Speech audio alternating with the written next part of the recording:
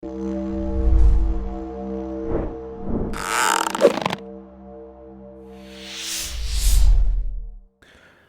pessoal, tudo bem?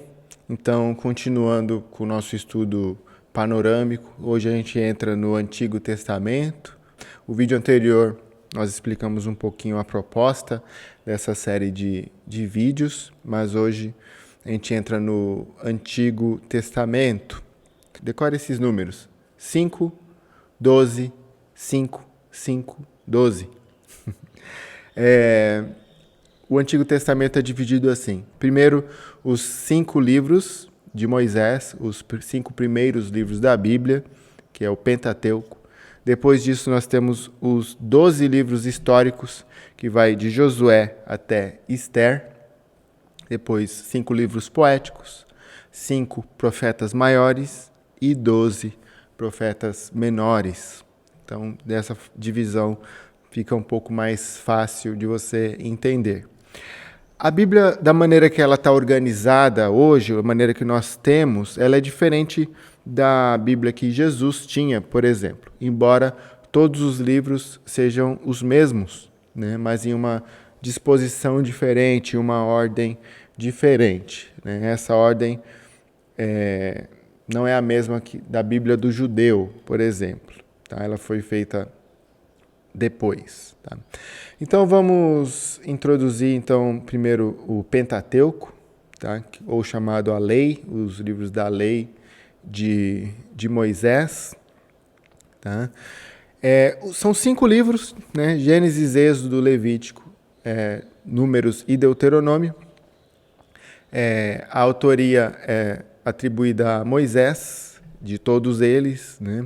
Embora algumas partes ali Moisés já tinha morrido, então existem alguns complementos ali de outros autores, né? Mas a autoria ela é atribuída a Moisés. Eu vou te dar 10 palavras para você entender o Pentateuco por inteiro, de Gênesis até o finalzinho ali de Deuteronômio.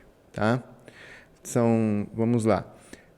Criação, queda, patriarcas, aliança, Egito, saída, lei, deserto, preparação e transição. Tá? Então, desde a criação até a transição, ou seja, a morte de Moisés, e quando Josué assume a liderança do povo de Israel, essa é a história que conta o Pentateuco, de Gênesis até Deuteronômio. Né? Criação, queda, depois disso nós temos os patriarcas, a aliança que Deus faz com Moisés, o povo vai para o Egito, fica lá 400 anos aproximadamente como escravos, a saída no deserto, Deus dá a lei, o povo fica 40 anos aproximadamente no deserto. Existe uma preparação antes deles entrarem na Terra Prometida e no final essa transição de Moisés, a morte de Moisés e Josué então assume. Então o Pentateuco em 10 palavras, para ficar fácil de você entender por inteiro. Tá? Nós vamos entrar então falando um pouquinho de cada livro. É impossível cobrir o livro por inteiro, como eu falei no vídeo anterior. Esse é um estudo panorâmico, apenas para entendermos o assunto de cada livro e um pouco da divisão de cada livro. Tá? Nós podemos dividir o livro de Gênesis em 2 grandes blocos, 1 a 11 e 12 a 50. 1 a 11 e 12 a 50. Do 1 ao 11 nós temos a criação, né? O início de todas as coisas. E do 12 ao 50, o início da nação de Israel. E cada um desses blocos eu vou dividir também em 4 palavras para ficar fácil de você visualizar sua Bíblia. Gênesis 1 a 11 nós podemos dividir assim: criação, queda, dilúvio e Babel. Né? Deus cria todas as coisas, Gênesis 1 e 2. Depois disso vem a queda, né? Após disso catástrofes, né? Homicídio, aí o dilúvio e finalmente Babel, a Torre de Babel, onde Deus confunde as línguas. E a partir do 12, logo após essa história da Torre de Babel, a história toda se foca em um homem, Abraão. Então, do 12 até o 50, você vê o desenvolvimento da nação de Israel, o chamado de Abraão, né? Deus chama ele para sair da sua terra e ir para um lugar que ele o mostraria. Então, do 12 ao 50, nós podemos dividir pelos 4 grandes patriarcas, né? 4 homens, Abraão, Isaque, Jacó e José. Então, do 1 ao 11, criação, queda, dilúvio e Babel. Do 12 ao 50, Abraão, Isaque, Jacó e José. Primeira parte, 4 histórias. Segunda parte, 4 homens. E nós podemos ver, desde Gênesis, o plano de redenção de Deus. Nós podemos ver Cristo já em Gênesis. Quando o pecado entra na humanidade, né, só existe uma solução para o pecado, que é a morte, né? É o derramamento de sangue para que haja a redenção. Né? E quando acontece a queda, você pode ver Gênesis 3, lá em Gênesis 3:15, eu vou ler aqui, mas você vê que Deus dá ali as consequências da queda, mas ele já dá também uma promessa do descendente da mulher, né, que pisaria na cabeça da serpente. Deixa eu ler aqui, Gênesis 3:15. Porém, inimizade entre você e a mulher, entre a sua descendência e a descendência dela. Este lhe ferirá a cabeça e você lhe ferirá o calcanhar. Então, essa descendência, né, está falando descendência da mulher, falando do próprio Cristo, que feriria a cabeça da serpente. Então, ali na terceira página, segunda página da Bíblia, nós já temos uma promessa, a primeira promessa sobre o Messias, sobre Cristo, apontando para a vinda de Jesus. Você pode notar que a revelação ela é progressiva, né? Aqui é o que a gente chama de proto-evangelho. É como fosse um embrião do evangelho. Mas, conforme o tempo vai passando, essa revelação ela vai aumentando, né? Deus se revela de uma maneira diferente já para Abraão, depois disso. Depois para Moisés, depois para Davi, depois para os profetas, e essa revelação ela vai ficando cada vez mais abrangente, cada vez mais específica também sobre o Messias, né? Então, a gente pode ver Cristo já em Gênesis, desde o começo, a promessa de um Salvador. O pecado veio através de Adão, mas a vida vem através de Jesus, que é o segundo Adão. Então, esse é o livro de Gênesis. Se a gente pudesse colocar Gênesis em uma palavra, seria criação. Então, esse é o livro de Gênesis. Se você ainda não teve a oportunidade de ler ele por inteiro, espero que isso lance um pouquinho de luz, né, na sua leitura bíblica.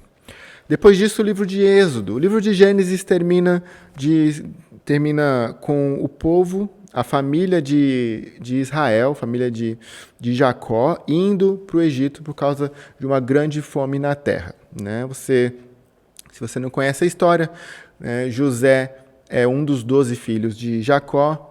Os irmãos dele têm inveja, vendem ele para o Egito, vendem ele como escravo, ele acaba parando no Egito. No Egito ele sofre, é preso, mas no final ele acaba sendo um dos governantes. E naquele momento de fome na terra, ele era o que administrava os recursos do Egito. Acontece que a família então dele vai, sem saber que ele estava lá, e ele tem um reencontro com a família, e a família então se estabelece no Egito por causa da fome. Então eles ficam ali, Deus protegendo a descendência dele desde já, né, para que a descendência do Messias fosse preservada. Então, no Egito, a nação de Israel se estabelece, cresce, né, e se torna um povo poderoso. De 70, 75 pessoas que foram, né, eles se tornam milhões de pessoas no Egito. Acontece que chega um faraó que não sabe nada sobre Deus, não sabe nada sobre a história de José, e começa a oprimir o povo de Israel, coloca um jugo sobre eles e escraviza o povo. Então, Êxodo é a história da libertação do povo de Israel. O povo de Israel é liberto do Egito. É a história da saída do Egito. O livro de Êxodo tem 40 capítulos. Eu vou dividir em apenas 2 grandes blocos. Tá? Do 1 ao 18, nós vemos a saída do Egito.